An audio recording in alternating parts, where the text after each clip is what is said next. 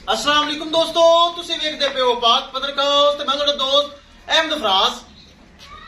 सब तो पहले भरावां की रिक्वेस्ट है, चैनल को सब्सक्राइब कर लो, फेसबुक वाले भरा वीर बहुत अच्छे पेज नु फॉलो कर लो। किसी मेरे भरा वीर नु अच्छी नस्ल दी गाय चाहे जो वे बाएतमाद और भरोसे में परचेज कर सकता है। लोकेशन है डबुंगा हयात, तहसीलो जिला पाक पतन शरीफ।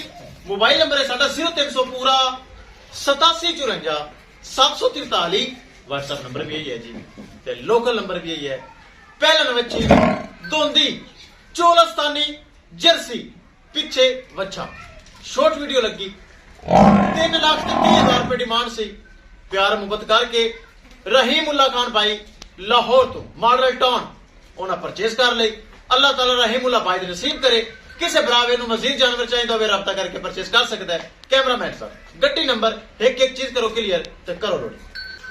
ले चलो जी, अल्लाह ताला मालका दे नसीब करे। रहीमुल्ला भाई लाहौर तो बहुत अच्छा भाई, पिछे बच्चा बिल्कुल ताजी सुई चुआई वगैरह करके लोडिंग की है माशाल्लाह। ले चलो जी, माशाल्लाह जा रही है जर्सी चोलस्तानी। ए पिछे बच्चा डरती है, घर के कदे निकली ही नहीं, अज ही तो लियांदी है। टोर टोर टोर पिछे वो बग्गी और डरती है, घर के रही है ना, कदे निकली ही नहीं है। वेख डरती है। लो जी,